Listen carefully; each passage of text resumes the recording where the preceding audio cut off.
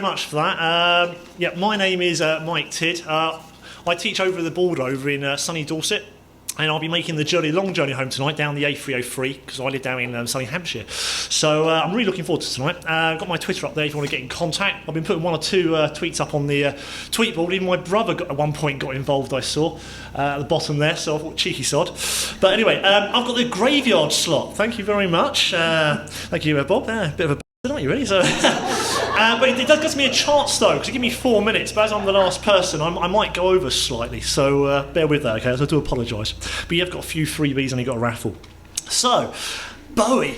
David Bowie. My hero, I suppose. And where would he fit in education? Now, Bowie, the other name he can have is like the Soul Man, the Thin White Duke, or Ziggy Stardust.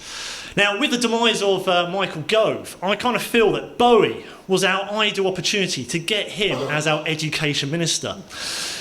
He would be brilliant, and people laugh at me for this, but I think he would be the ideal candidate. This is a man who doesn't care. This is a man who would take a chance, take a risk, and take a challenge. Throughout his whole career, he keeps changing his music, his personality, his image.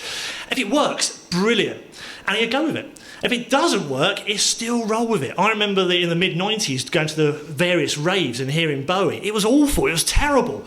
But Bowie came with it and he went with it, and he's still keeping developing now. He even disappeared for 10 years and came out with a brilliant album last year. So Bowie. Now, you could say you've got lots of education theorists nowadays. You've got Dweck, you've got Hattie, and you've got Claxton.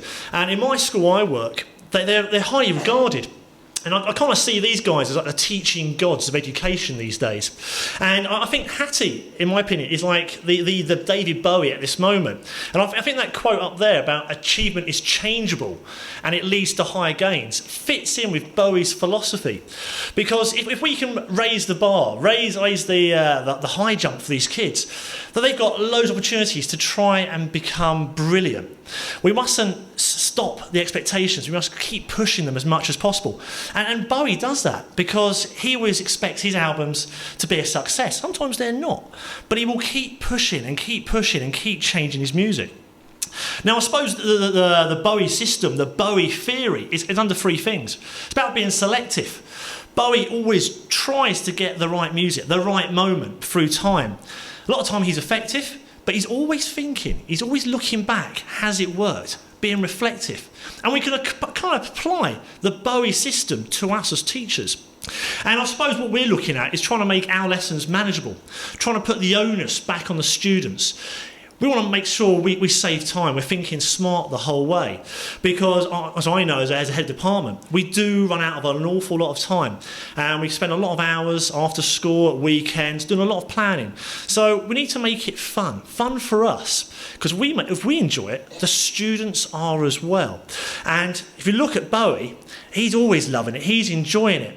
And at the top, he like Ziggy Stardust. He only did it for a year.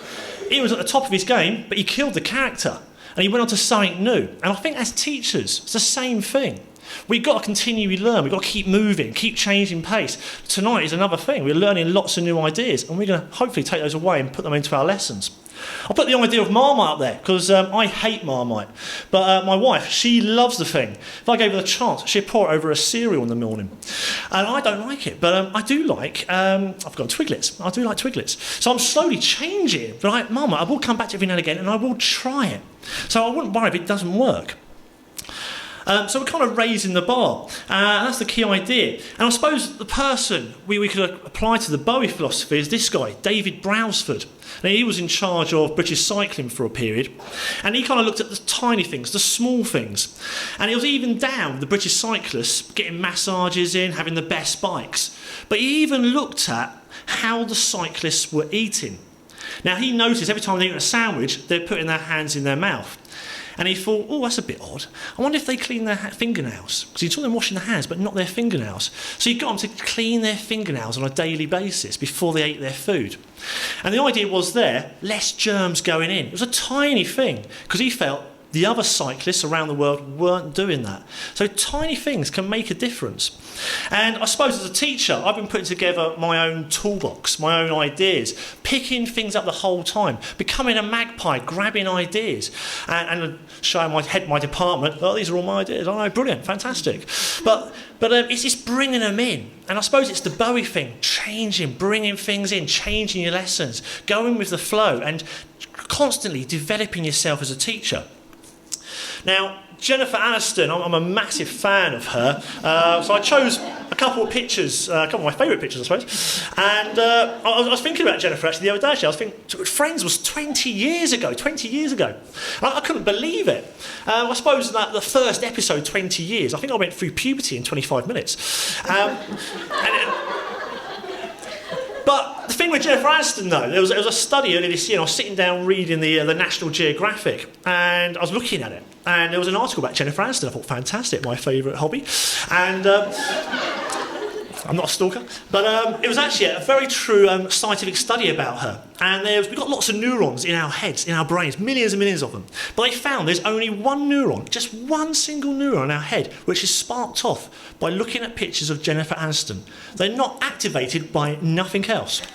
So I've justified this to my wife. I've got this collection now. But the same thing works for all types of people. We've got millions of neurons in our head. So trying new ideas, trying new things. They could be sparking so many things off in students' heads that have never been activated. So get that toolbox working. So I suppose it brings it back to the idea of Bowie. And we keep trying new things out. We could be just as good as him. So thank you very much.